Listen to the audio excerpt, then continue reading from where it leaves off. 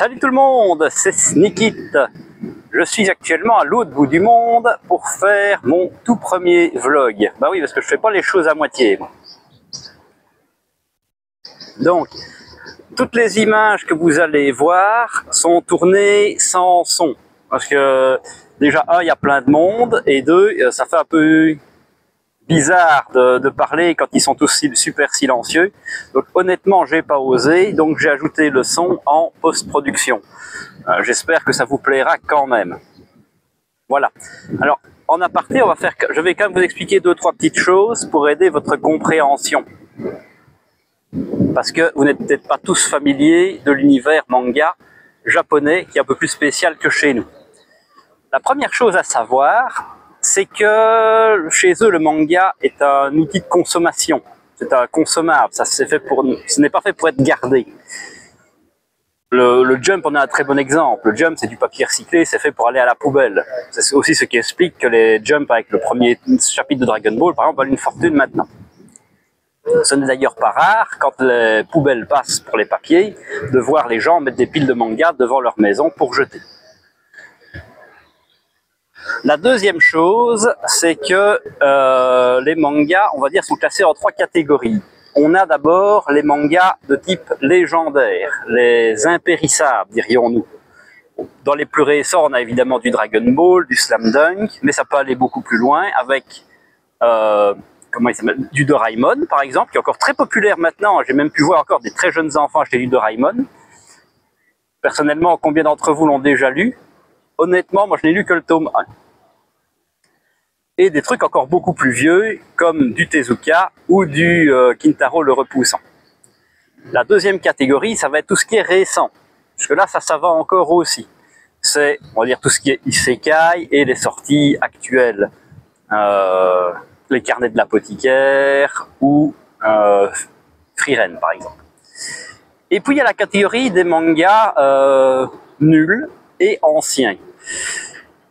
Sûrement par manque de place, tous ces mangas-là sont difficilement trouvables. Si une série n'a pas suffisamment fonctionné, les Japonais n'en ont strictement rien à foutre, ça disparaît des rayons.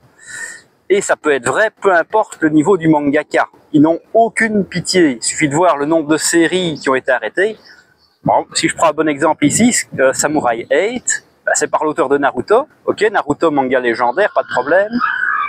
Samurai 8, gros bide, ça n'a pas marché et il y a des chances, alors il est quand même assez récent, mais dans quelques années, vous ne le trouverez plus parce que les Japonais n'en ont rien à foutre. Une troisième chose à savoir, c'est le prix. Donc ici, actuellement, au moment où je suis au Japon, le cours du yen est de 1 euro pour 160 yens. Autrement dit, si j'achète un manga pour 300 yens, je vais le payer un tout petit peu moins de 2 euros, ce qui est déjà fort intéressant. Cependant, le prix de la vie japonaise est plutôt équivalent à 1 euro pour 100 yens. C'est plus ou moins l'équivalent salarial. Donc, pour un japonais, dépenser 300 yens, c'est comme dépenser 3 euros. Vous allez cependant voir que même comme ça, le manga, c'est vraiment pas cher, pour une qualité qui est pas si inférieure que ça à la nôtre. Voilà. Bon, ben écoutez, je pense que j'ai tout dit. J'espère que ça vous plaira et on va tout de suite passer au vlog à proprement dit. On va commencer avec de l'occasion puisqu'on est ici dans un book-off et la première chose qu'on voit en arrivant, c'est une énorme étagère entièrement consacrée à détective Conan. Comme vous pouvez le voir, le prix est quand même super intéressant. Ils n'ont pas peur de la place. Déjà parce que tout ce que vous voyez ici, ce n'est que de la littérature jeunesse. C'est un étage entièrement destiné aux jeunes, sachant qu'il y a un deuxième étage destiné plutôt aux adultes. Ici on a les tomes de IQ, les tomes d'Hunter x Hunter. Évidemment le nouveau vient de sortir quand j'y étais, mais je n'y ai pas touché pour ne pas être spoilé. On était dimanche, donc énormément de monde, c'est pour ça que les premières images sont assez difficiles à être tournées. Évidemment du One Piece, très reconnaissable. Assez différent de chez nous, ça change de ne pas avoir le cachet vert de Glénat. Et pareil, One Piece, hein, il y en a un bon paquet aussi. Hop, ça passe un peu vite. Ici on voit les Mao de Rumiko Takahashi par exemple. Je me rends compte que j'ai bougé un peu beaucoup. Désolé. Ici ça doit être les Blue Lock aussi. N'hésitez pas à profiter, essayer de repérer aussi les séries que vous connaissez, c'est drôle. Ils ont aussi beaucoup de séries en lot. C'est-à-dire que là, vous achetez, par exemple, pour 10 000 yens, enfin oui, je commence par One Piece évidemment, c'est 60 et des tomes de One Piece pour 20 000 yens, donc il y a déjà moyen de se mettre pas mal. C'est pas toujours très intéressant, faut bien regarder, des fois c'est moins cher d'acheter à l'unité. Yep là. Ici, les Tokyo Revengers, donc 10 000 yens pour l'intégrale, 31 volumes. Je vais pas vraiment calculer le prix au volume, mais ça reste intéressant. Ça nous revient à un peu, enfin pour eux, à 100 € pour l'intégrale, ce qui reste très abordable.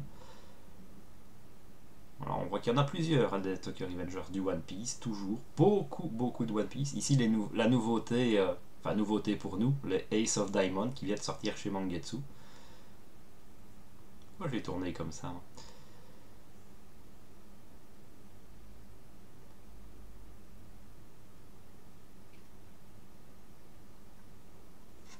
Voilà, donc ici c'est le même book-off, mais au matin, pour être un peu plus tranquille, à l'ouverture. On voit ici tous les... Je crois que c'est les Hajime no Ippo. On a vu les Couple of Cuckoos. Il y a tout de suite moins de monde, mais il y en a quand même, hein, sinon c'est pas drôle.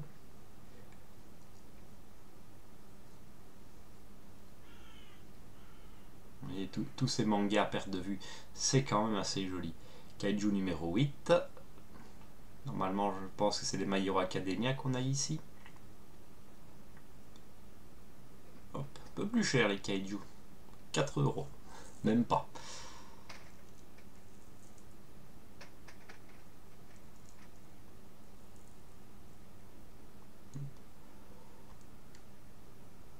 Donc, je ne sais pas si c'est bien fait, mais j'essaie de vous transmettre à quel point c'est assez immense.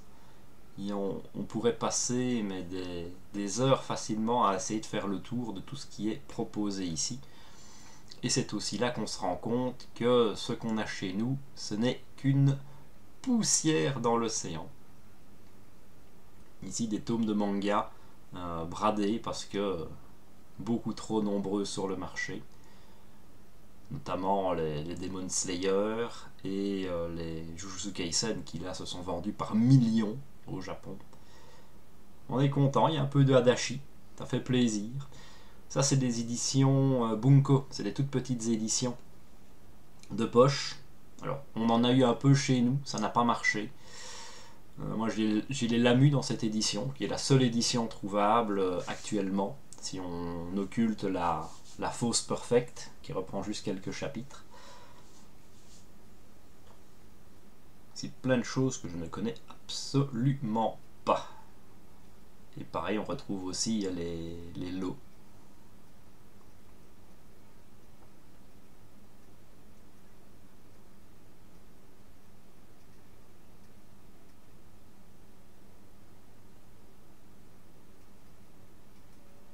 Voilà, Blue Exorcist. Et on est sur du 110 yens. Donc un peu plus d'1 € pour un japonais. Et pour nous actuellement, 70 centimes. Les tout premiers Fly, première édition. Évidemment, c'est de l'occasion ici, donc il n'y a pas forcément toujours tout. C'est ça qui est aussi dur, c'est de trouver les séries complètes. Et comme je vous l'ai dit, si c'est vieux, c'est compliqué. Alors que là, vous voulez des trucs récents, c'est facile. Là, on a vu les Baki, l'excellent prisonnier Riku. Eux, ils ne font pas la distinction a priori entre les deux épisodes. Difficile à remettre avec le hobby.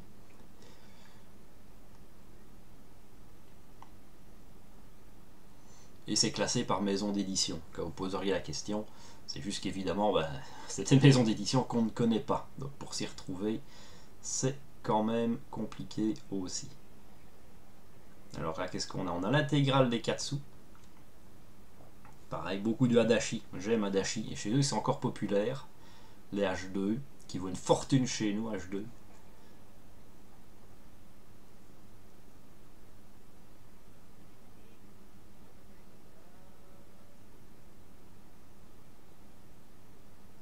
Hop.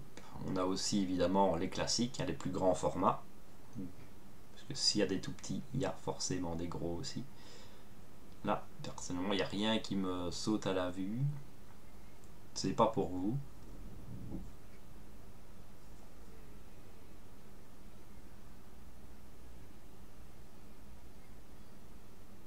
Ah oui, ça doit être les Doro et Doro, ceux-là. Des mangas vendus à 100 yens pièce, c'est des uniques pour s'en débarrasser. Bon, si ça part vraiment. Là, tous les Slam Dunk, première édition. C'était quand même quelque chose. La Star Edition, beaucoup plus jolie que chez nous, évidemment. Ils n'ont pas la fresque dégueulasse. Pourtant, j'aime les fresques, mais là, il fallait reconnaître que c'était peut-être pas le meilleur choix à faire. Voilà, 300 yens le Slam Dunk. Pas cher, pas cher. Toujours des grosses piles d'intégrales. Beaucoup de... Comment ça s'appelle encore? Golden Kamuy, puisque la série s'est terminée cette année. Voilà, pareil, l'intégrale, 31 tomes. Hop. Évidemment, là on est dans la catégorie adulte. Donc, qui dit adulte dit évidemment rayon interdit au moins de 18 ans. Vous m'excuserez, mais on va pas y aller. Ranking of King. Dans le rayon adulte, ça m'a surpris celui-là, je pensais plutôt le voir en bas. Voilà, un petit coup d'œil pour vous. Vous avez vu qu'il y en avait une belle quantité. C'est franchement incroyable parce qu'on a en hentai, il y a vraiment de tout et il y a des trucs dégueulasses. Évidemment, qui dit lecture adulte dit Kingdom, une étagère remplie de Kingdom. Ils sont pas vilains, mais c'est là qu'on se dit que l'édition Meian, c'est quand même magnifique. Je préfère clairement la nôtre, là-dessus, il n'y a pas photo.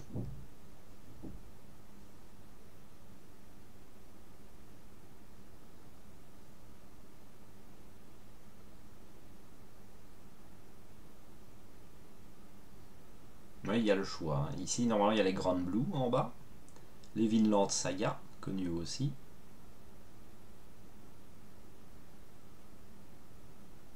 « 400 yens, un peu plus cher, peut-être un peu plus épais aussi, plus récent.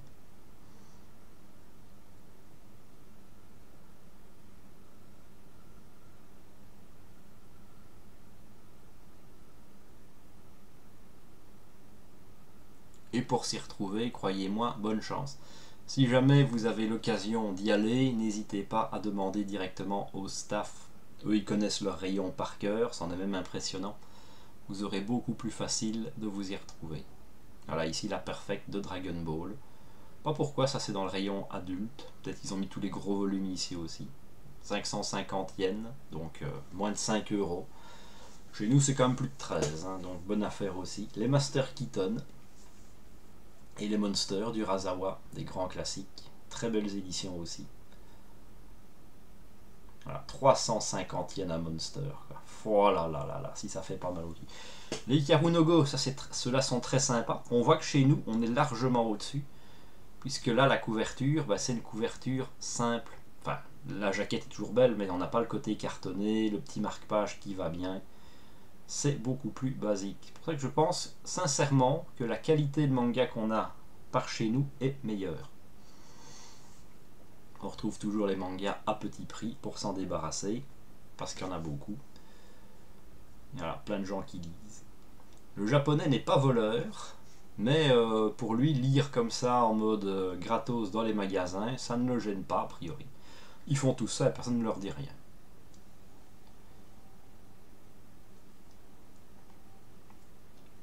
Yotsuba, petite série que j'aime beaucoup aussi.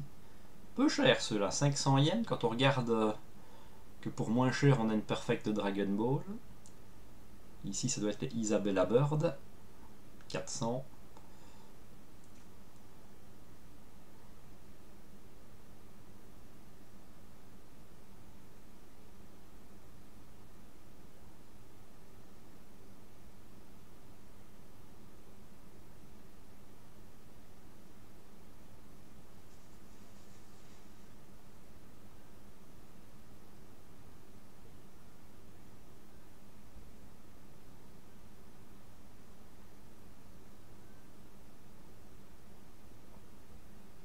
Et ici c'est les Ken, Okuto no Ken, encore des grands classiques évidemment de chez eux.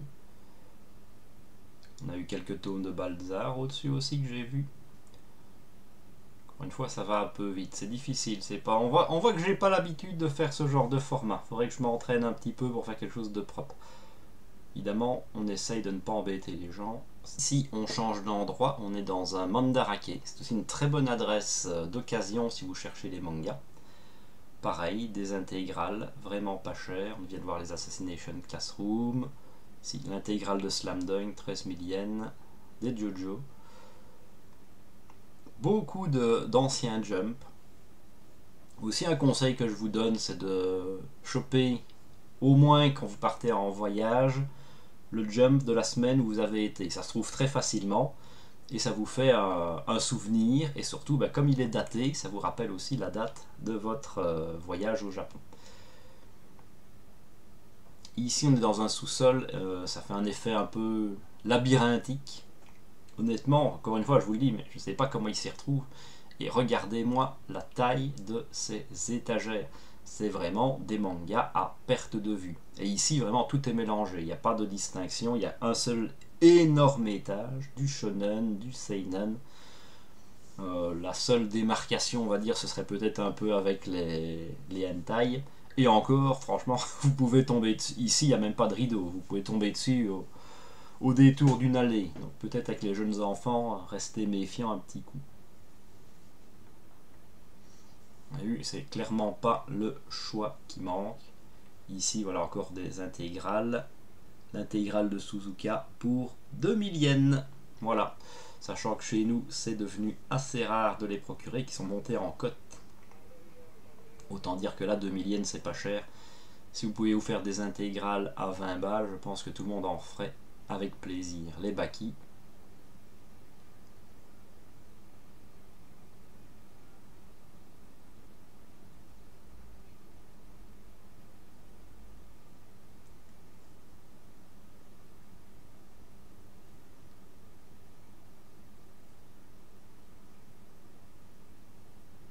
Ouais, je me rends compte que je vais un peu vite pour qu'on ait le temps de regarder. Quand on marche, c'est facile. Et quand on regarde la vidéo, ça passe quand même un petit chouille moins bien.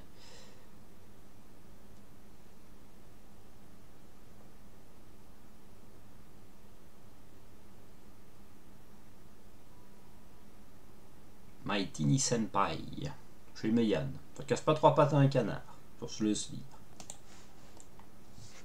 Et ici, on va un peu faire une véritable librairie, donc du neuf. Je vais essayer d'être un peu plus discret, puisque je suis pas sûr d'avoir le droit de filmer, malheureusement. On a ici toutes les dernières sorties, mises en avant. Plein de choses qu'on ne connaît pas. Ici, du Blue Box. Marche plutôt bien. L'animé, évidemment, sort, donc on le met en avant. Idem pour Dan Dadan.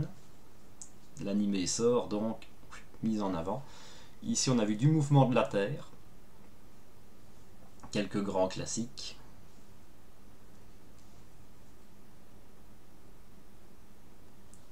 Les Usaki-chan. Petite série que j'aime beaucoup aussi. Normalement, on est plus ou moins à jour. Et c'est déjà pas mal grand. Il y a des librairies qui sont plus grandes que celle-là. Il y en a aussi évidemment des toutes petites qui ont juste les quelques nouveautés. Sexy Cosplay Doll.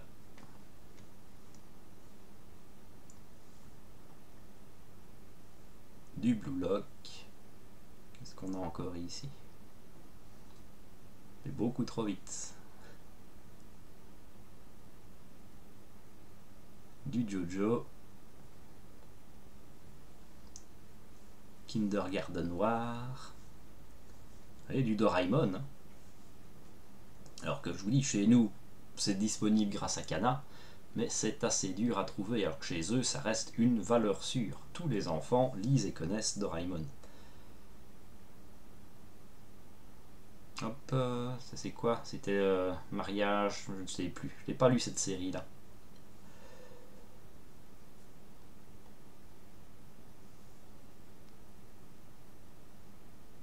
Voilà. Ben, écoutez, j'espère que ça vous a quand même plu malgré la piètre qualité des images. On voit que je ne suis pas un professionnel évidemment de ça. Et c'est compliqué quand il y a des gens et tout ça, je trouve, de se mettre bien. Ce qui fait que mon respect pour ceux qui font ce genre de vidéos a grimpé en flèche. Et je ne parle même pas de tout le travail de post-production qui va avec. Enfin bon, si vous avez aimé, n'hésitez pas à mettre quand même le petit pouce bleu, ben ça fera quand même bien plaisir.